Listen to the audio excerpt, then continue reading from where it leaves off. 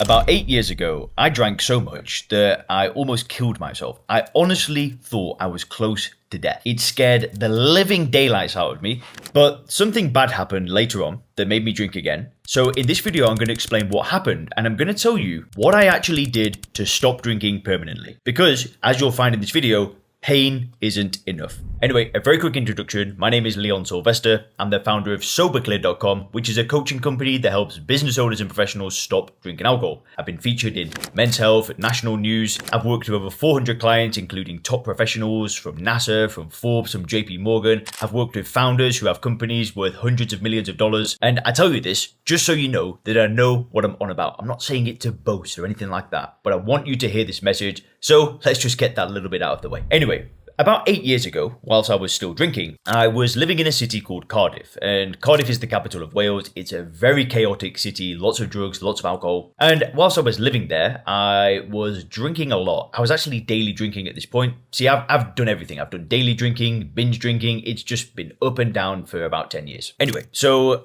it got to a point where I was drinking alone quite regularly. And this night, nobody wanted to go out, so yeah, I just went out on my own. Totally alone, into nightclubs, into bars. Bit of a sad thing to do, but hey, sometimes it is what it is. Anyway, so I remember I went to this bar. I was on an empty stomach. I went to this bar totally alone, and I think I drank about 4 doubles in a very short period of time. And because I was tipping, they were big doubles. And then I remember going to this other bar. It was about a 20-minute walk away. I have this really vague memory of getting to the bar, ordering, I think I had a couple of pints, and then I have absolutely no idea of what happened next. It was a pure blackout. It was absolutely terrifying. It was a severe blackout where there was no recollection of getting home. There was food in the apartment, and there was no memory of anything. Bizarre. Anyway, that morning I woke up. It was probably the afternoon. I don't even remember, but I just remember waking up and dying for water. And I just never forget it. I looked over at my laptop. And I had a MacBook Pro.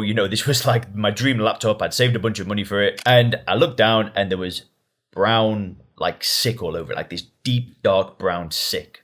And I was like, what the heck is that? And I ended up Googling what is this? Vomit. And it ended up being blood. And I swear, when I read that page on Google, my heart dropped. I wanted the ground to swallow me up. It was one of the darkest days of my life. And it scared the living crap out of me. I was maybe 24, 25, something like that. And I'm binge drinking. I'm drinking every single day. And I'm thinking back and I'm thinking, man, I'm going to die if I keep doing this. It scared the living daylights out of me. And guess what?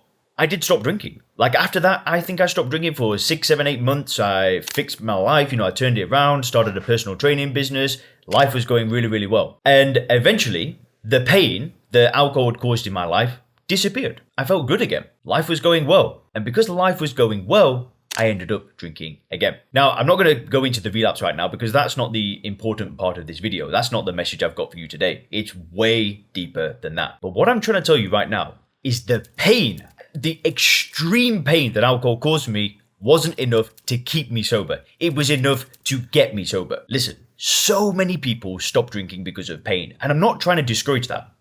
DUIs, wives walking out on them, husbands getting sick of them, kids not talking to you anymore. It could be a million different things. But the thing is that we don't just need pain. It's why I'm not the biggest fan of therapy when it comes to stopping drinking. I'm not saying therapy is not important and there's not a time and a place for it, but when it comes to stopping drinking, just going to the past and digging it up and almost creating more pain, I don't think is a very good strategy. And the reason why is based on my previous experience of trying to stop drinking by using pain. See, we need more. We need another level. What we actually need is a future to work towards, not just pain. We need something that wakes us up, something that excites us. Because if you know that alcohol is something that's actually standing in your way to getting what you want, it's a very different feeling. Just think about it visually. Rather than thinking, okay, in the past there was alcohol which caused pain and I'm running away from the pain of alcohol. Instead, I'm running towards something new and alcohol stands in the way. So now the future decision of drinking seems more and more ridiculous.